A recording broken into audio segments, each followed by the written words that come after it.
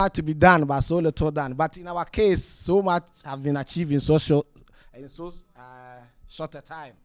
I remember in 2016, I was sick and tired of the system in my country. I'm from Ghana, and I decided to just leave because I've run a free market public policy think tank for like 15 years, and I couldn't put through one single policy that will energize the market to, kind of stimulate prosperity in that country. So I wanted to leave, but then I didn't know where to go. So I decided to backpack across Africa, promoting Bitcoin and engaging its communities and writing about it.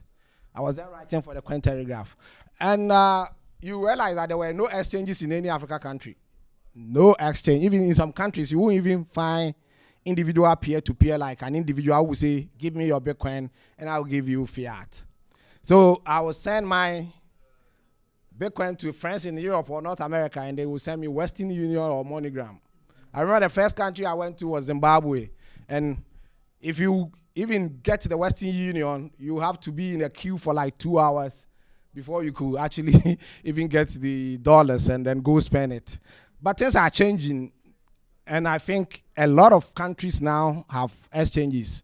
Recently, I think 2022, I worked with Renata, and he was there with Paxful to do NFT workshop for African artists. And I think those countries I went to, I was in Tanzania, Uganda, Liberia, Sierra Leone, and Nigeria. I think only in Liberia that I didn't find an exchange to sort of, Liberia and Sierra Leone, that I couldn't find an exchange to exchange my Bitcoin for fiat. So adoption is picking up. Interestingly, it's actually growing, but then we still have a lot to do in terms of getting there, especially when you talk about things like merchant adoption. I think South Africa is the only place that you go and you can find like more than one merchants where you can spend your Bitcoin. For instance, Kenya is getting a lot of adoption. Nigeria is getting a lot of adoption. I mean, last year I was in Nigeria like 3 times. I've been to Kenya like 30 times. Kenya and Uganda, I've visited these 2 countries more than any other country on earth. I mean, probably Ghana, my native land, is the only country I haven't spent more time there than these other ones. So, but then you don't find merchants. There's a lady outside Nairobi who runs a restaurant that you can actually use your Bitcoin. You can't go far with Bitcoin that side. Same thing with Nigeria. People are buying and hodling to beat the government insane inflation and stuff, but then you don't see merchant adoption. And it's all part of the adoption. It's not just hodling, but using it every day is very important. So we want to explore the challenges and strategies for promoting Bitcoin adoption in Africa and Africa's role in the global financial revolution and the transformative potential of Bitcoin. So lack of awareness and education is very important, and this is actually one of the biggest issue with the whole ecosystem in Africa. You get to the point where it is actually breeding bad nuts. People are taking advantage of this education, lack of education to, do people. You get to that point. It's the biggest hindrance to adoption on the continent. So, you see, it's very important. Yesterday, I picked a boat guy from the Nelson's Eye to the place I'm staying, and the guy was like, "What did you come here to do?" And I told him, and he's like, "So if I get into Bitcoin, how long I'm going to make money?" And that question, I get it every day. And my response is always like, understand the technology first before you put your money in. You get banned if you don't understand it. Even in mainstream market like stock and all the stuff, you can't just put your money in there because you think a friend said, "Oh, this is good, this is that." You need to look at it, analyze it very well before you go in. It's very important in Bitcoin, for instance, to understand the basis and to be able to do things like having, access to your private keys and not storing your money on an exchange. So, it's all about having robust educational campaigns to make sure that you understand Bitcoin and you know how to use it and how to. Thing is, I don't see Bitcoin as an investment vehicle for me personally. I see it as something that gives me the freedom to be able to control my own money. In the sense that if I have Bitcoin, I don't need to go seek permission from someone and send it. I remember sometime in Ghana, I was so critical that they gave me trump-up charges that my restaurant wasn't paying taxes, and then they just blocked my bank account. They froze my bank account for like 2 years. I was in court, battle, and lost a lot of money before they gave me access. Same thing happened to me in Zimbabwe. I started an exchange. The government woke up one day and it's like, hey, dude, we don't like Bitcoin exchanges because there was another one. Gaules brought a Bitcoin ATM to the country and they started panicking. And then they shut all of us down, froze all our bank accounts, and we lost a lot of money. I have to start life again because I lost everything. But then if it is like Bitcoin, how is he going to shut me down? Probably he has to kill me before I can give him my private keys. So it is important you understand all these bases, the freedom it brings, how you can save long term with that. You don't look at how you are going to make money today or tomorrow. These educations are very, very important. And then we need to engage communities and see that grassroots communities are getting to understand the basis of these technologies and how to use them. State opposition. Well, people try to massage that by saying they don't understand the technology. That's why they are doing that. It's a lie. They are afraid of losing control. They've manipulated us for a long, long time. Look at something like inflation. My native Ghana in 2023 alone, like 2022 alone, inflation was 150%. Last year, which is 2023, it was 120%. What does that mean? It means you losing 150% or 120%, depending on the year I'm referring to, of your savings, of your capital. They are printing more money to dilute that, to dilute what is in your pocket or what is in your savings, whether it is in the bank or it's under your mattress. You look at the bank, for instance, and they are just a bunch of criminals. For instance, in Africa, interest rate is 30%. You borrowing and they are charging you 30%. And then when you put your money there, every 6 months it gives you like 0 point something percent. Sometimes I haven't have a bank account like since 2016 when I left to be a crypto vagabond. But then I know some of you who sort of own a bank account understand this. Small interest on whatever you put there. But then he's kind of lending it to people and taking 30% on the top. So, I mean, the state and the banks we just need to ignore them and build alternative institutions like what you see going on with like Bitcoin Ikazi. And I like Sakeli because I try to do something like that in Ghana. I try to do public policy litigation, and I try to urge younger people to stand up to them and do things they are failing to do. But then it's a different country. Ghana is like probably, I don't want to mention that country's name. People are, I won't say lazy, but they wait for everybody to do it before they come in. They are slow.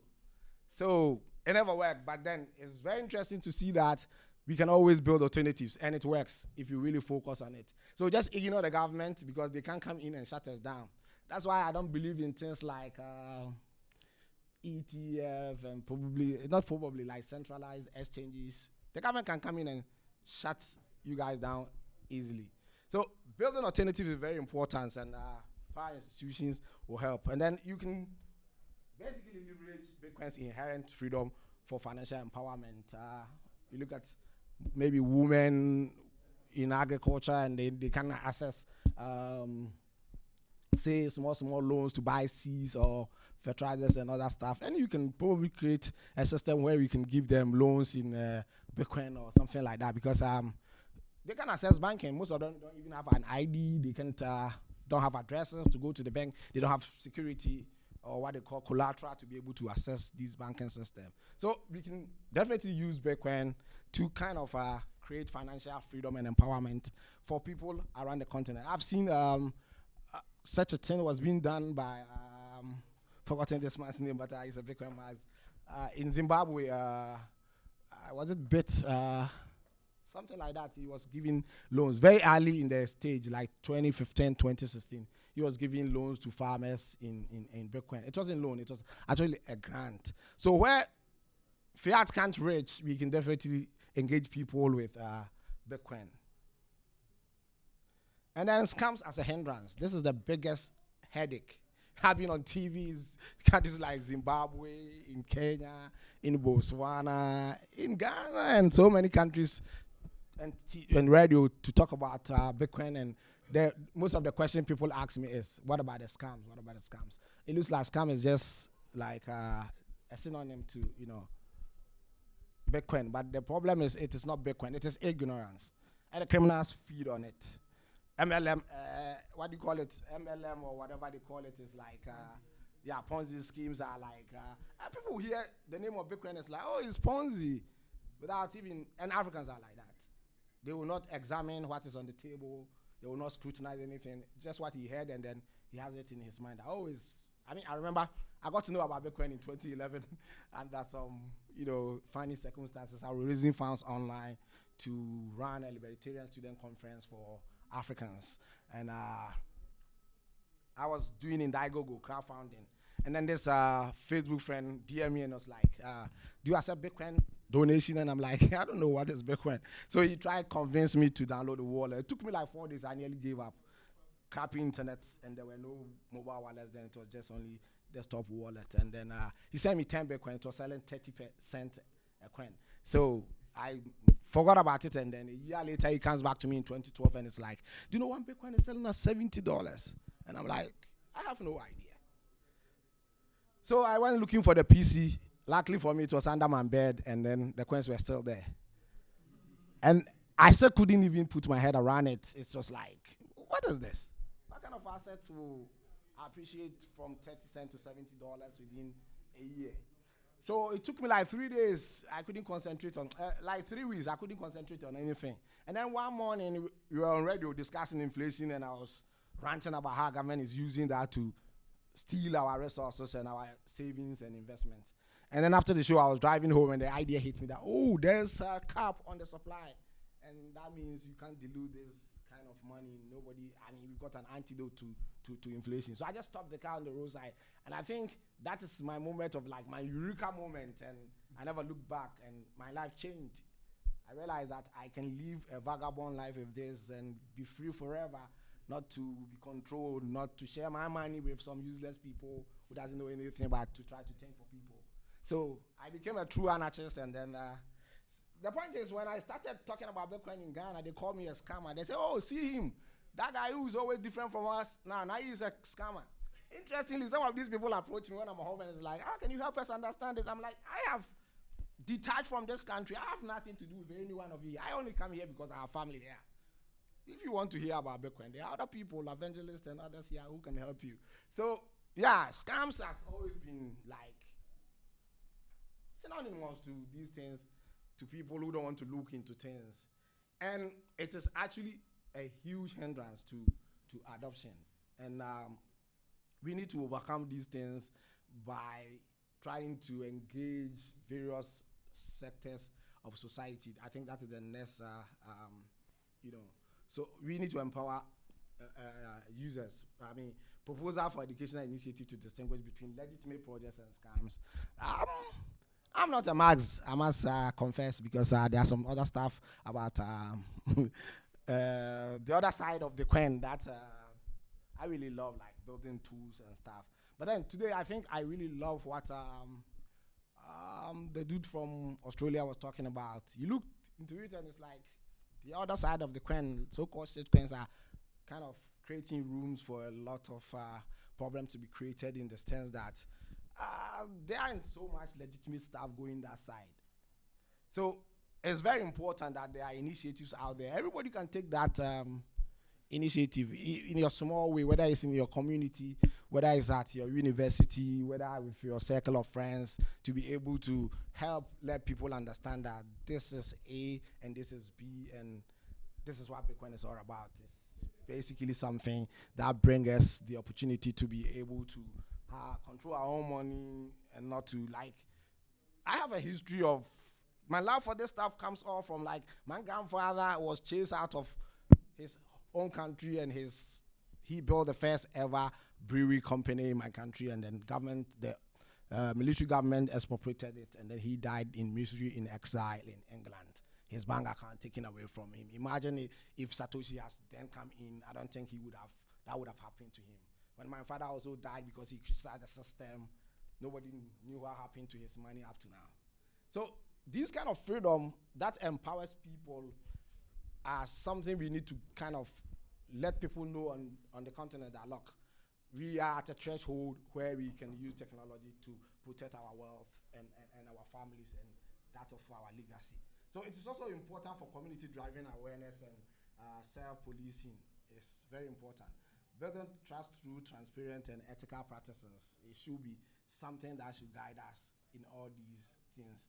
The whole system is built on, transparency. If we are trying to do such initiative, we should be able to do on the same lines. Influencing public opinion and policy. This is what I spent most of my adult life doing when I was growing up. I think right after college, I founded a free market public policy, but all my advocacy and policy influencing never got to anywhere because my country was just deep in so much of entrenched interest in politics. But I think we can reach out to people like journalists, academia, to be able to, that's the vacuum I see in this space. We don't have much people trying to reach out to people. So we basically have to look at how to overcome these challenges and be able to bring more people into the space by reaching out to institutions and organizations and individuals who can help the public understand things.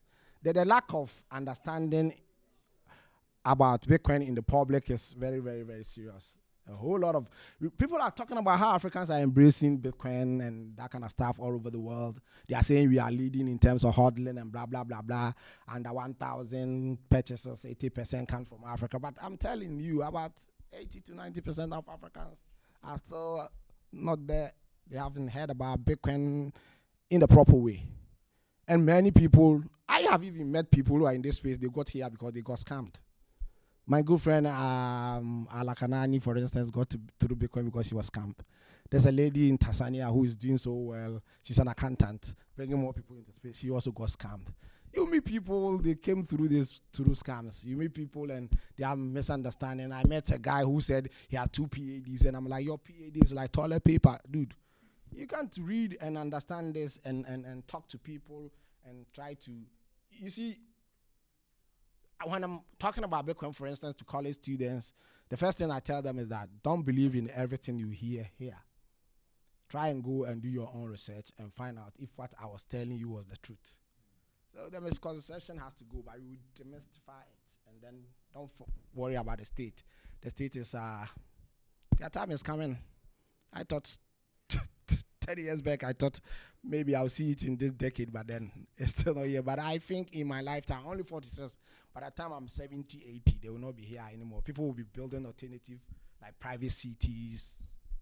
Towns will have their own currencies and that kind of stuff. So you can come in with your questions or if you have any suggestion or something like that. And if you want to talk to me, that's my email. You can follow me on Twitter. My Telegram is also open to everyone. Thank you. If you have any question, I'm here for you. Okay. Yeah, this young man can do Python. He's only 16 years. Please, if you can help him do a lot of technical stuff in the space, please do adopt him as a little man. It doesn't work.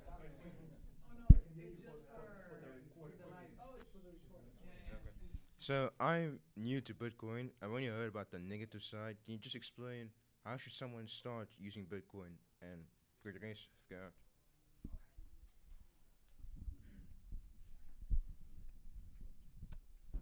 Thank you. That's a very good question. The first thing you do is this is an open technology. Like you have been exploring these things, so you know open source and all that kind of stuff. You don't need to pay for a wallet. You could go to Play Store or App Store, depending on the device you are using, and you can download the wallet. Important thing is you must back your wallet by saving your private keys, because in this space you say, not your keys, not your coins. The private keys are very, very important in the sense that if you lose your device, it's what you are going to use to restore your wallet and get your funds back. So when you get a wallet, it's the first step. I will recommend Blink to you, because with Blink Wallet, you can also learn about Bitcoin and then get some sats. Sat is the smaller unit of Bitcoin. And then you get rewarded for that when you learn about Bitcoin. So it's the first stage is you try and get your wallet and try to read. The internet is pure ideas without borders. Always try to understand this technology. It's very important. Understand its nitty-gritties. Get a wallet. Play around. If you get a wallet today, I can send you some sats to, play. I was the first guy to give out sats around this continent when I teach you Bitcoin and stuff. So, yeah, that's it. Basically, just try to educate yourself. Hello, Pap. Hello. If you have a good product, adoption comes on its own. Ford Model T or smartphone, you take a smartphone, it was introduced into Africa like wildfire. Everybody had smartphones within a few years. Why doesn't the same thing happen in Africa with Bitcoin? We have workers in Cape Town, gardeners and so on, who want to send money home. And I said, send it by Bitcoin. What is that? It is a good product. Why do you have to pull people into the space? Why don't they rush into the space?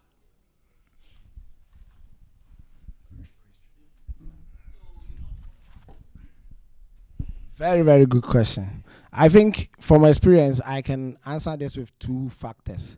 One is the learning curve. It's a bit technical, so people sort of you need time to, digest these things and to be very practical. We don't have much educational initiative as well ongoing, so that is another factor. And then the scams has actually become very much a hindrance to people taking the steps to learn, because the first person to have ventured into it, people don't tell you the right things about Bitcoin. They will just tell you, oh, you make money, you do this, you do that. But then, for instance, if you hear that Bitcoin is rising, now Bitcoin was like 39,000 about a couple of days ago, and now it's like 42 thereabout, and then the news kind of publishes. Now we are going into a new cycle with halving this year, for instance. A lot of people will get bent. A lot of picks will be, slaughtered. Because then the news will start saying, oh, Bitcoin prices this and that. You don't buy Bitcoin when price is going up. You buy when price dips.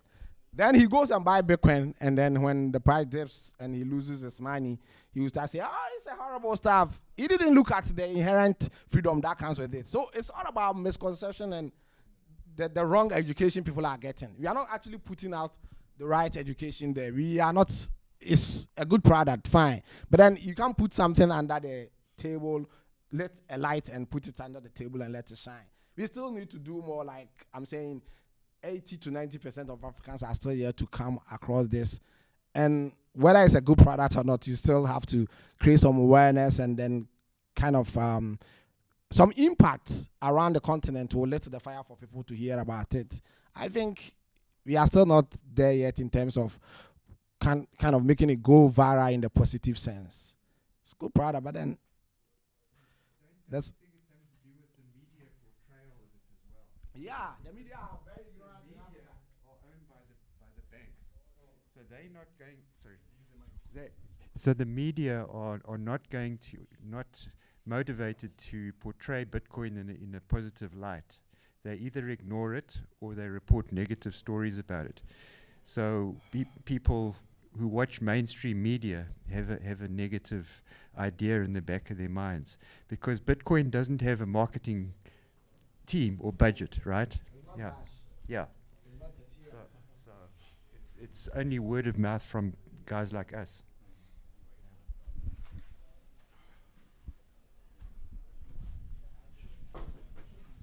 Africa's media is the most ignorant. African journalists, I'm one of them. I started as a journalist.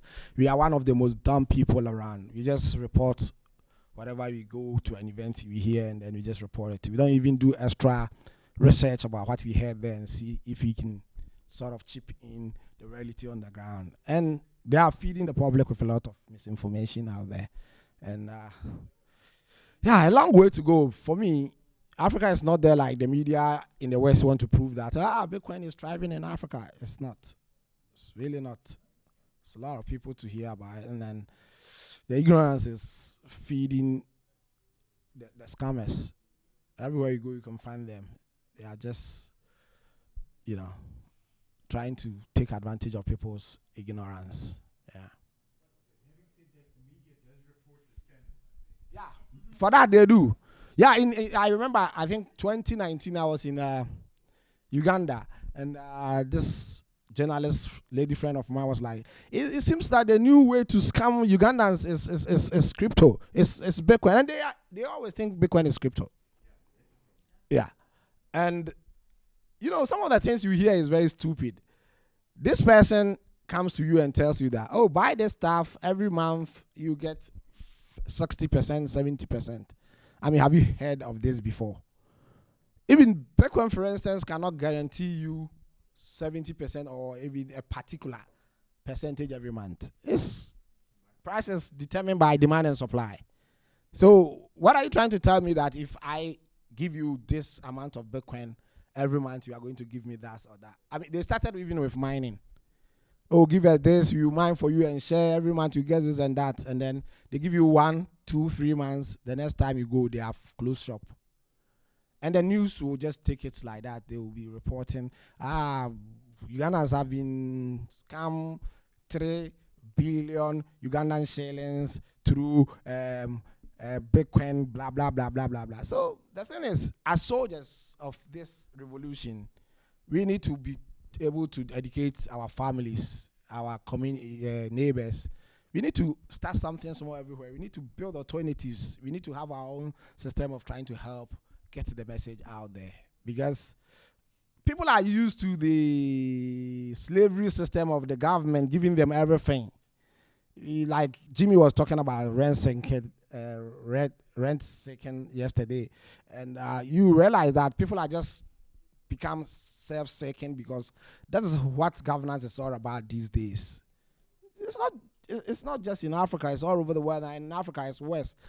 You look at people in Ghana, the political circle is this year. There's going to be election this December, and the electorate, they have some electoral college that has to elect people who will go to parliament. And I'm telling you that not a single member of parliament or prospective member of parliament is going to say he's not going to pay these delegates. Sometimes one person will collect money from 3 different candidates. So it's like, it's moneycracy.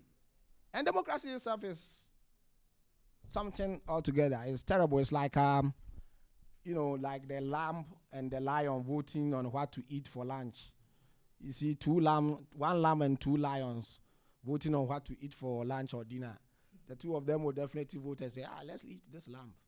So it's like those who have resources are always trying to trample upon the weak and the poor. We need to fight. And it's not going to end now. It's a long war, and technology is on our side if we fight well.